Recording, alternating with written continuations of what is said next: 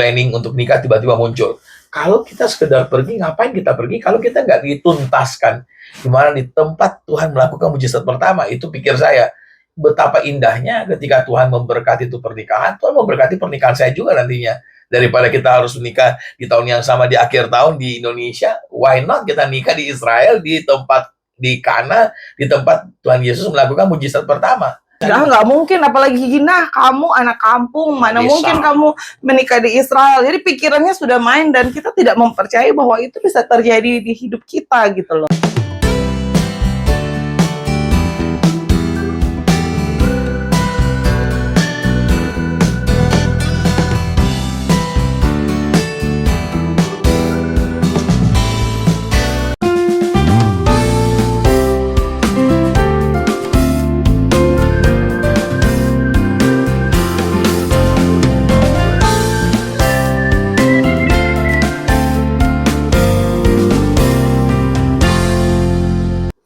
Hai, kembali lagi bersama saya Gina Deborah dan Rex Winarno dalam program Kingdom Relationship Podcast. Saatnya suara asli bersinar.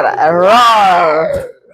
Kita mau lanjutin ya episode pertama kemarin, kan kami janji untuk menceritakan kejadian apa, pengalaman yang menarik apa yang terjadi waktu kita nikah di Israel. Oke, mungkin. Nah, mungkin saya bisa mengawalinya waktu itu kan sebelum berangkat itu ada beberapa mujizat ya yang terjadi. Kalau saya mengalami mujizatnya, pertama dari tiketnya dibayarin orang. Mau berangkat nih, tiba-tiba ada teman saya, udah kayak saudara saya, bahkan akrab banget lah, penting akrab banget. Tiba-tiba dia bilang, Rex, ayo ke Israel yuk. Nah, tiba-tiba tante saya juga bantu juga satu tiket waktu itu. Jadi ada 2 tiket dapat. Kayak nangis, Tuhan. Ini benar-benar jawaban doaku yang pertama. Yang mau nggak ke Israel, dan dari sana ya mungkin planning untuk nikah tiba-tiba muncul. Kalau kita sekedar pergi, ngapain kita pergi kalau kita nggak dituntaskan? Gimana di tempat Tuhan melakukan mujizat pertama, itu pikir saya. Betapa indahnya ketika Tuhan memberkati itu pernikahan, Tuhan memberkati pernikahan saya juga nantinya. Daripada kita harus menikah di tahun yang sama di akhir tahun di Indonesia, why not kita nikah di Israel, di tempat di Kana, di tempat Tuhan Yesus melakukan mujizat pertama. Ya, tapi saya punya cerita sebenarnya behind the skin. Kenapa bisa terjadi pernikahan juga di Israel, itu adalah bagian dari impian saya sebenarnya. Jadi setahun sebelumnya itu saya pernah ada doa begini, Tuhan. Bukan doa, jadi waktu itu ada KKR nih, KKR anak muda. Terus saya ingat banget ada penyanyi yang menciptakan lagu Hatiku Percaya, namanya Edward Chen. Nah, dia kesaksian seperti ini. Katanya dia sedang dalam pergumulan untuk menikahi istrinya itu. Di tengah-tengah proses mereka mau menikah, tiba-tiba dia menciptakan lagu itu Hatiku Percaya, dan mereka menikah di Kana, Israel. Wow. Nah, ketika dia bilang seperti itu di kesaksiannya, saya langsung berdiri dengan respon yang cepat. Tuhan, kalau orang ini bisa menikah di Israel, saya juga pengen menikah di Israel. Tapi waktu itu saya nggak punya pandangan, oh beneran itu akan terjadi seperti itu, hanya sontak berdiri. Mimpi. Hanya kayak meresponi apa yang kesaksian itu yang saya dengar. Jadi di tengah-tengah KKR itu orang lain lagi duduk, lagi menyaksikan kesaksian itu, mereka hanya mungkin bingung ya di samping-sampingku, kenapa ini anak ini berdiri, karena waktu itu saya masih umur 22, mungkin benar-benar yang masih polos banget. Saya berdiri kayak, Tuhan, saya percaya juga, saya mau menikah di Israel, di Kana. Itu belum ada jodohnya, belum ada tanda-tanda saya benar-benar akan menikah di sana, tapi hanya ketika mimpi ya. Ketika doa saya naikkan itu, saya cuma sampaikan dengan spontan, Tuhan, saya pengen juga nikah di Israel gitu. Berawal dari sebuah mimpi, dan entah kenapa tiba-tiba Tuhan bisa realisasikan. Jadi jangan pernah takut untuk bermimpi sih sebenarnya ya. Impian yang kita bawa dalam doa, dan saya juga percaya memang itu adalah rekayasa Tuhan, karena tiba-tiba hari itu kayak hatiku tuh benar-benar kayak mempercayai bahwa apa yang kesaksian orang itu saya juga bisa begitu mengalaminya, karena Tuhan kita kan Tuhannya yang sama begitu. Saya dapat pelajaran sih di tentang pernikahan itu, tentang impian saya yang jadi nyata, saya dapat pelajaran seperti ini. Kadang kita kalau mendengarkan kesaksian orang, kita berpikir, itu kan orang itu Ya. nggak mungkin terjadi di hidup saya Ya. seperti itu. Pesimis lah. Pesimis, Lebih pesimis. kayak Nggak mungkin bisa. nggak mungkin, apalagi gina kamu anak kampung, mana Desa. mungkin kamu menikah di Israel. Jadi pikirannya sudah main dan kita tidak mempercayai bahwa itu bisa terjadi di hidup kita gitu loh. Akhirnya saat di Israel pun terjadi itu, aku sering kesaksian di bus ya, ke orang-orang bahwa ini adalah impianku menikah di Israel. Kalau istri saya dari sebuah mimpi, saya malah bukan sebuah mimpi sebenarnya. Ini sebuah iman, saya bilang. Kenapa? Karena saya sangat bertanya-tanya, kenapa sih Tuhan harus memberkati mujizat pertamamu harus ada di Kana? Ternyata Tuhan bilang bahwa dalam segala sesuatu karyanya dia harus dimulai dari sebuah yang namanya keluarga. Jadi kenapa saya nggak membawa keluargaku, saya datang ke Tuhan, itu menjadi sebuah mujizat pertama kali untuk Tuhan buat. Jadi itu seperti sebuah iman bagi saya. Jadi bukan sebuah mimpi, karena saya percaya begini, ketika saya beriman, saya berjalan dalam sebuah kebenaran, maka kita pasti mampu melewati semuanya, dan mimpi itu pasti bisa direalisasikan menjadi sebuah kenyataan, asalkan jangan pernah melepaskan iman percaya kita kepada Tuhan. Dan ini yang menjadi suatu tanda juga, tiba-tiba dari tidak punya tiket dan tiba-tiba ada tiket, dan tiba-tiba dari yang nggak ada jodoh dapat jodoh, dan gitu. tiba-tiba yang dari nggak punya cincin punya cincin dikasih oleh orang yang sama yang memberikan kami tiket ke Israel. Saya sebut aja namanya Matthew. Jadi dia orangnya luar biasa. Jadi dia memberikan kami cincin, dibawalah kami ke Pasar Atum waktu itu di Surabaya.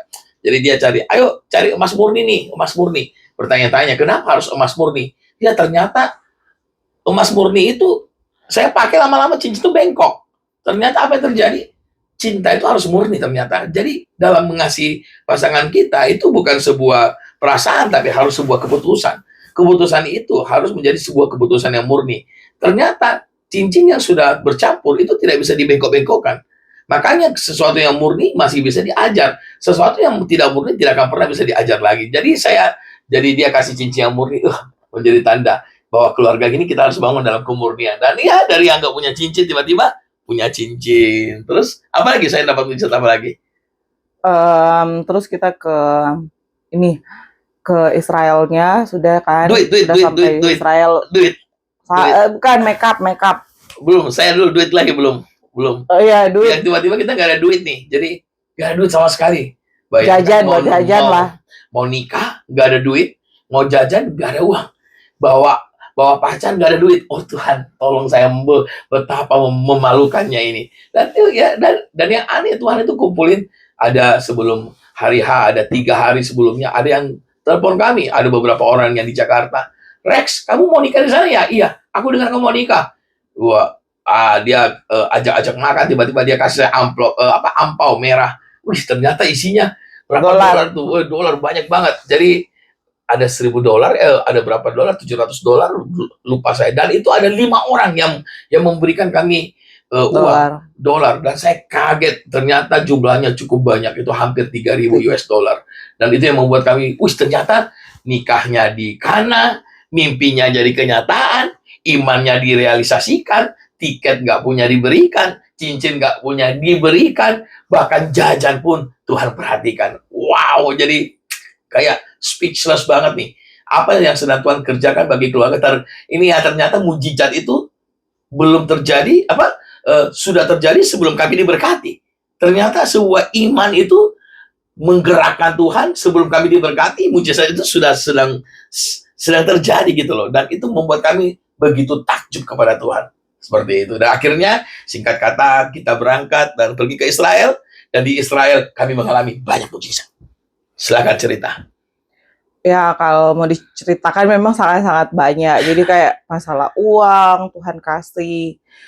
Pokoknya Tuhan itu the best lah, membuat tercengang-cengang untuk setiap mujizat karyanya. Bahkan aku ingat banget waktu itu mujizat makeup. Ya, di saat kita sudah mau 1 jam sebelum pernikahan terjadi, Makeupnya ketinggalan di bus. Padahal kita sudah harus makeup di tempat kita singgah waktu itu. Orang sudah panik, mana makeupnya semuanya? Oh, ketinggalan di bus. Jadi tinggal sejam itu acara. Acaranya tinggal sejam dan waktu itu semua membantu untuk mengeluarkan makeupnya di meja. Iya, di meja. Jadi di meja makan. Orang Indonesia grup kita mengeluarkan semua makeupnya. Tapi masih banyak yang kurang ternyata ya, masih banyak yang kurang. Pokoknya apa yang ada itu itu mereka makeupin. Terus tiba-tiba sedang makeup, tiba-tiba datang orang Yahudi asli.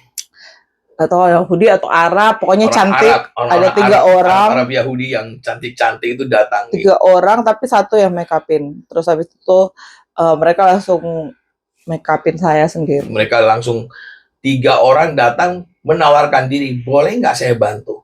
Akhirnya dia yang make upin, jadi dia nikah itu di make upin oleh orang Arab Yahudi asli di sana. Dan ini yang membuat, waduh, semua orang kaget. Dari tidak punya apa-apa, make upnya semuanya sudah disiapkan. Tuhan pun bahkan make up yang membuat dia make up itu pun itu dari orang-orang sana. Dan ini yang saya bilang, Tuhan itu bekerja. Tuhan turut bekerja dalam segala perkara mendatangkan kebaikan. Dan akhirnya dia saya sangat menikmati sekali sih kayak perjalanan itu. Jadi dari orang yang make upin, dari bunga mawarnya pun saya mengalami mujizat kayak ya ampun, saya mau nikah bawa buket waktu itu yang saya bawa dari Indonesia, buket bunga mawar tapi jelek karena dia kayak plastik dan tidak asli. Itu mujizat bunga. Itu malamnya saya doa, Tuhan bagaimana ini, saya pengen mawar yang asli. Tiba-tiba besok ternyata sudah disediakan mawar yang asli. Dan itu benar-benar kayak setiap perjalanan itu saya nikmati karena itu Tuhan. Contoh ya, kalau kita orang nikah kan biasanya panggil makeup artist yang ini bayarannya segini. Kalau waktu itu kita enggak bayar ya, saya bayar gratis oleh 3 orang perempuan cantik Arab Yahudi yang orang asli sana, dan itu gratis semuanya. Dan itu tidak dibikin-bikin, maksudnya tidak benar-benar rekayasa Tuhan. Jadi kayak ya sepanjang perjalanan hanya menikmati. Karena sepanjang perjalanan di Israel itu saya terus connect dengan Tuhan ya. Setiap kali perjalanan kayak misalnya contoh mawar, saya sudah, Tuhan boleh enggak mawar asli? Padahal sudah bawa mawar yang palsu, mawar yang plastik. Udah jelek, udah butut. 1 jam sebelumnya tiba-tiba sampai di Kana, ini mawar asli. Jadi susternya kasih, suster.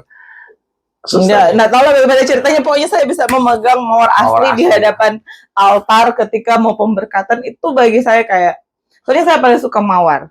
Dan ada yang kejadian yang cukup menarik, bahkan saya bilang sangat-sangat menarik. Karena di gereja di Kana itu adalah selalu gereja yang ramai. Gereja yang selalu dikunjungi oleh banyak-banyak orang. Tetapi pada waktu itu, di sore, waktu kami mau diberkati, jam 4. Tiba-tiba kepala biaranya itu datang, yang perempuan itu, suster itu datang. Dia bukan cuma kasih dia mawar. Gereja itu ditutup, dikosongkan khusus untuk kita. Bayangin. Kayak sebuah amazing, dan saksi itu dari luar semua ya. Pokoknya ada banyak saksi yang kita kaget, ini buka mata pas berdoa kan, buka mata asing semua. Ternyata banyak yang menyaksikan. Asing itu menjadi saksi dalam pernikahan kita. Orang-orang dari luar, saya sudah lupa tanya dari mana. Negara-negara lah. Dari Rumania, dari Slovenia, dari Rusia itu datang, itu duduk di belakang menjadi saksi pernikahan kita. Dan waktu kita pulang harusnya masih ramai, tapi gereja itu kayak dikunci oleh suster dan dibuat kayak private party gitu loh, pernikahan gitu loh, seperti itu. Dan itu jadi kayak amazing banget gitu. Dan dikasih mawarnya semuanya lengkap, keren banget, keren. Jadi dan saya cuman bisa kasih itu sih, kayak hari itu sudah nggak mikir yang lain-lain mau orang saksikan siapa, tapi saya benar-benar mengalami hadirat Tuhan yang kuat waktu itu, kayak benar-benar kerasa banget kayak Tuhan hadir di pernikahan itu. Dan itu membuat Tuhan mengadakan perjanjian dengan saya pribadi waktu itu, sebagaimana mujizat di Kana terjadi, mulai hari ini mujizat di keluargamu akan selalu terjadi. Itu perkataan Tuhan di hati saya yang sampai hari ini saya terus bawa karena ada perjanjian di Kana itu. Amin. Ya, mujizatnya adalah semuanya Tuhan yang rekayasa Tuhan. itu cerita kita tentang mujizat. Tapi Israel. ada juga yang momen-momen serunya kayak kesiapan hati yang kita tidak mau menikah Kita sebenarnya. belum siap untuk menikah sebenarnya, saudara, karena rasanya pingin ada penjajakan dulu, pengenalan dulu, tapi Acarain dulu kah atau apa? ini rekayasa Tuhan. Jadi kita nggak pernah berpikir bahwa ini yang maksanya Tuhan. Dan akhirnya jujur, sewaktu mau menikah sempat saya bilang sama saudara saya itu namanya Matthew itu, saya bilang, bro, aku pengen lari. Karena hatinya belum siap. Karena bayangkan saya yang belum pernah, maksudnya sudah orang yang belum pernah menikah dan cukup telat menikah. Saya umurnya 35 baru menikah. Karena saya rasa bebas itu enak banget. Saya rasa sendiri tuh nyaman, nggak ada yang larang. Saya menikmati semua fasilitas, mau yang mewah, mau yang apapun. Saya bisa menikmatinya. Bahkan semua, mau di momen di atas, di bawah, di kota, di desa. Karena saya adalah penginjil pada waktu itu. Saya menikmati semua momen. Dan tiba-tiba rasanya seperti kuda yang harus dimasukkan ke dalam kandang, pakai tali yang dikekang. Rasanya kok ini pernikahan kok jadi kayak rasanya neraka, jadi kayak rasa penjara. Tiba-tiba pikiran itu muncul. Padahal sebenarnya realitanya tidak seperti itu juga. Ternyata waktu nikah itu indah kok, nikah itu asik kok, nikah itu ternyata luar biasa, menjadi sebuah contoh teladan dalam sebuah kehidupan yang sebenarnya. Karena di dalam pernikahan itu justru kita didewasakan luar biasa. Lah hadirnya anak itu tambah melengkapi sukacita kita. Jadi ya itu ya rasanya pengen lari, rasanya pengen kabur. Ternyata perasaan saya sama juga dengan perasaan dia.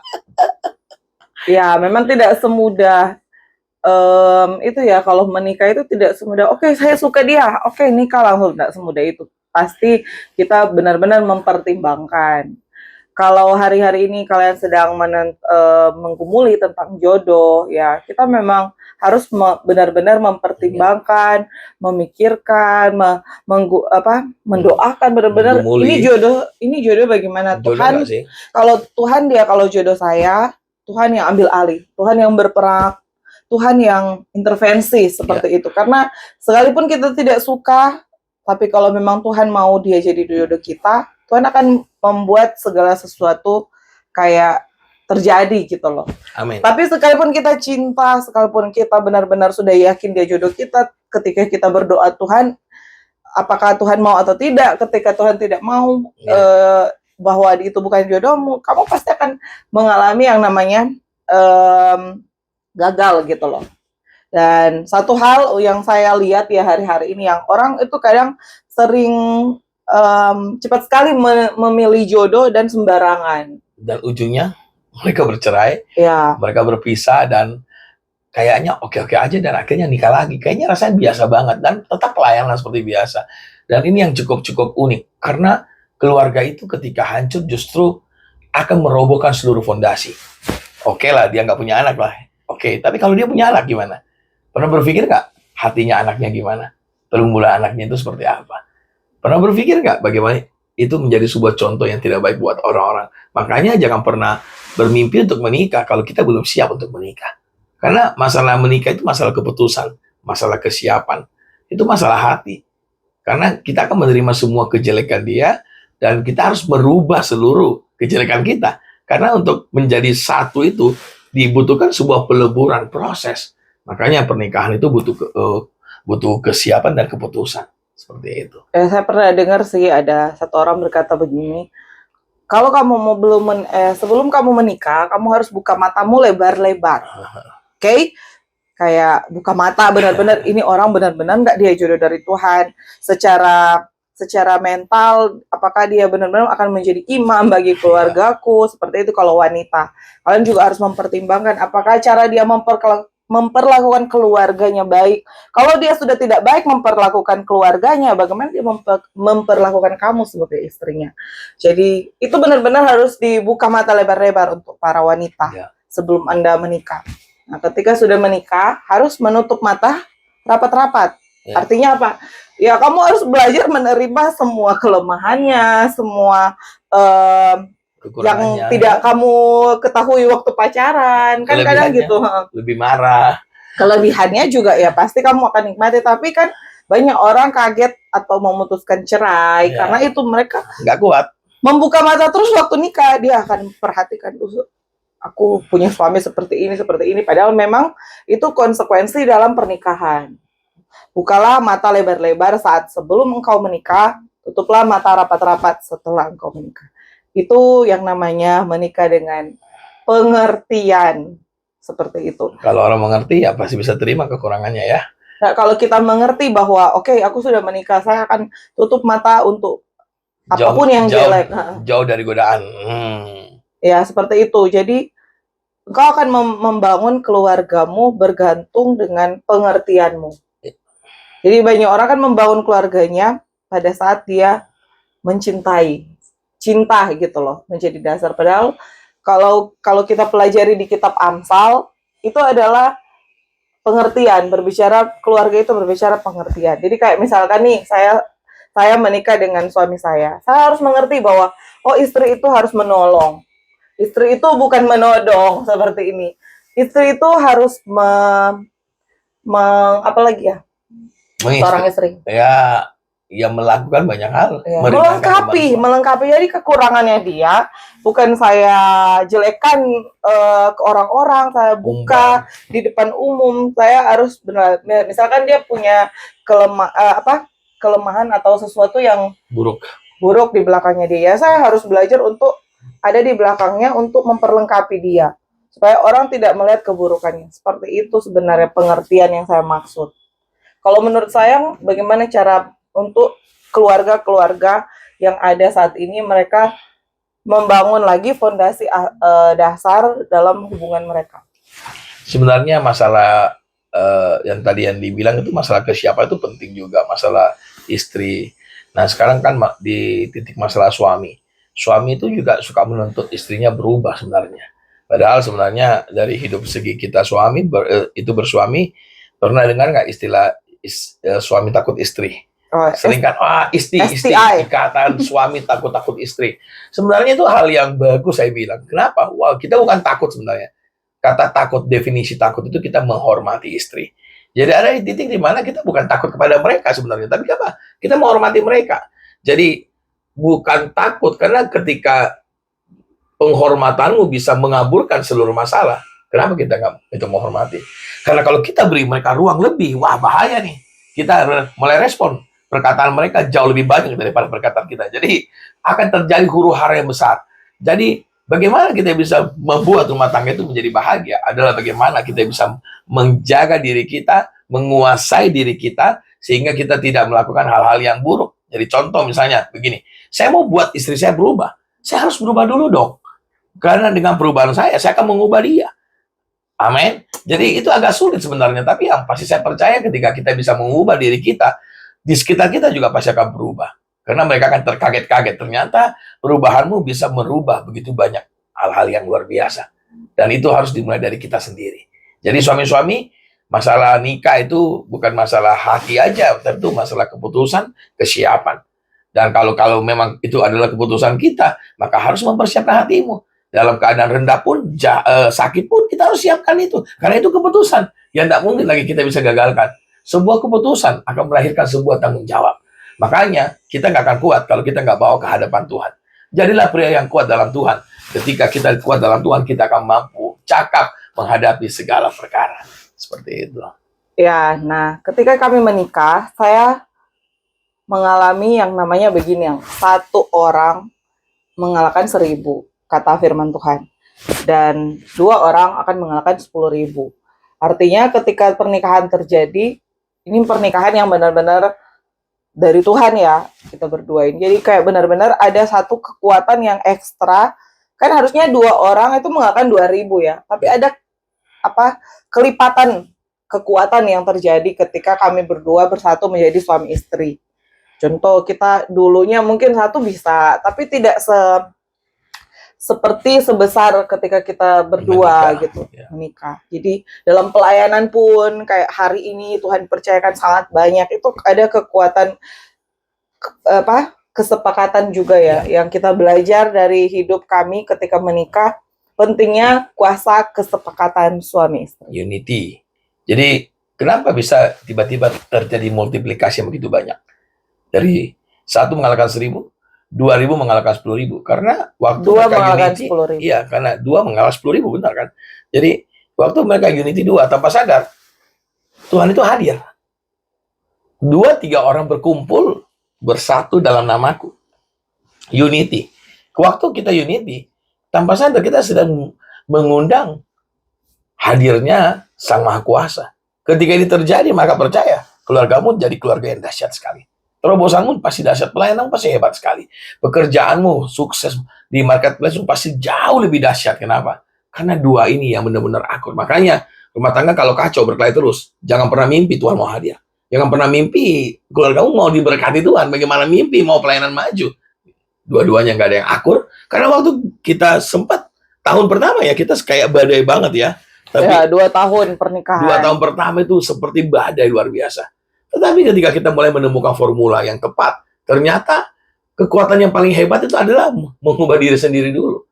Waktu kita mengubah, istri kami berubah, kita jadi sepakat, kita unity, di sanalah terjadi ledakan pelayanan yang luar biasa. Saya percaya keluarga yang dibangun dari sebuah kedamaian, kalau yang istilahnya, dua-dua sudah bisa berdamai dengan dirinya sendiri, akan membuat sebuah kesatuan. Unity ini akan menciptakan Tuhan hadir dan Tuhan memberkati secara luar biasa. Seperti itu. Ya, sederhananya seperti ini.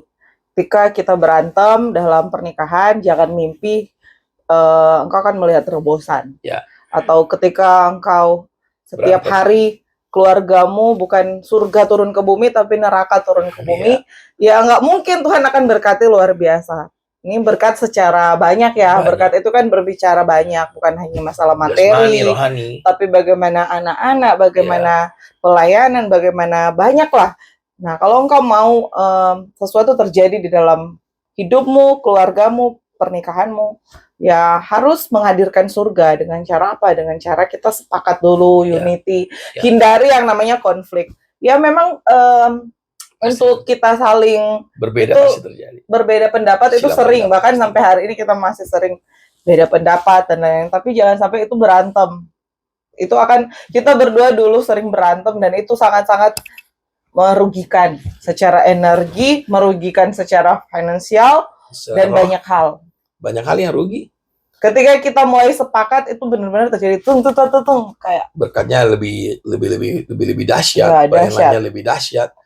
Karena ya makanya jangan pernah apa tadi yang saya bilang yang awalnya, jangan pernah buru-buru memutuskan. Ya, buru-buru memutuskan, dan jangan juga buru-buru mengambil keputusan untuk cerai. Jangan buru-buru mengambil keputusan untuk menyerah. Jangan. Karena selama kalian punya Tuhan, selama kalian masih berpijak pada sebuah kebenaran, masih ada kesempatan untuk kalian melihat solusi. Masih ada kesempatan untuk kalian melihat bagaimana Tuhan memulihkan keluarga kalian. Yang penting masalah hati. Siapkah kita untuk mau diubah dan mau berubah? Seperti itu. Ya, mungkin pemirsa itu nanti ada yang komen atau bertanya seperti ini. Loh kan itu kan Pak Rex sama Bu Gina, itu kalau jemaat kita ya. Pak Rex sama Bu Gina kan yang kelihatannya aman-aman saja, kayak kita benar-benar hamba Tuhan. Lo jangan salah, kita juga mengalami banyak hal yang ketidakcocokan. Kita juga pernah ada berkata untuk mau cerai ya, pernah waktu awal pernikahan kami. Dan itu tanpa dibuat sebuah yang namanya, kita belum benar-benar sadar. Padahal sebenarnya sudah tahu, cuma karena ego kita aja, nafsu ngamuk kita jauh lebih kuat daripada yang namanya kekuatan Tuhan, kebenaran. Makanya ketika kita mulai menyadari, oh ternyata semakin dewasa orang, semakin dunia situasi tidak bisa mengganggu dia lagi. Semakin ketika orang melakukan hal-hal yang bodoh, kita jangan terpancing. Karena orang yang dewasa adalah orang yang tidak pernah terpancing dengan apapun. Dia hanya mengikuti apa yang firman Tuhan katakan. Semakin kita dewasa, percayalah, semakin indah dan semakin menjadi surga keluargamu. Ya, terakhir, kalau ada keluarga-keluarga yang pernah mengucapkan kata ingin cerai, tips dari kami adalah kalian harus mencabut perkataan itu. Karena bisa jadi karena perkataanmu itu keluar, iblis akan mendakwamu siang malam. Akhirnya keluargamu ujung-ujungnya cerai. Kami juga pernah mengeluarkan perkataan itu, tapi Tuhan, aku cabut perkataanku tentang cerai. Keluargaku penuh dengan sukacita dan kami minta ampun kepada Tuhan. Tuhan, kuduskan kami, dan biar keluarga kami semua dalam campur tangan Tuhan, dan biarkan keluarga kami menjadi keluarga yang betul-betul menjadi terang dan garam bagi keluarga lain, seperti itu. Ya, itu saja dari kami Ya. untuk pembahasan podcast kedua ini. Nantikan podcast Kingdom Relationship podcast selanjutnya yang pastinya kami akan bercerita lebih banyak lagi tentang perjalanan ketika memiliki anak, ketika menjadi gembala dan lain-lain. Kita akan sangat-sangat menantikan respon dari kalian semua lewat like, comment, dan subscribe Dan juga share ketika kau menonton ini dan diberkati, tolong share ke orang-orang lain yang membutuhkan. Oke. Sampai di Tuhan Yesus sini memberkati. semuanya. Tuhan Yesus memberkati. God bless bless you. you.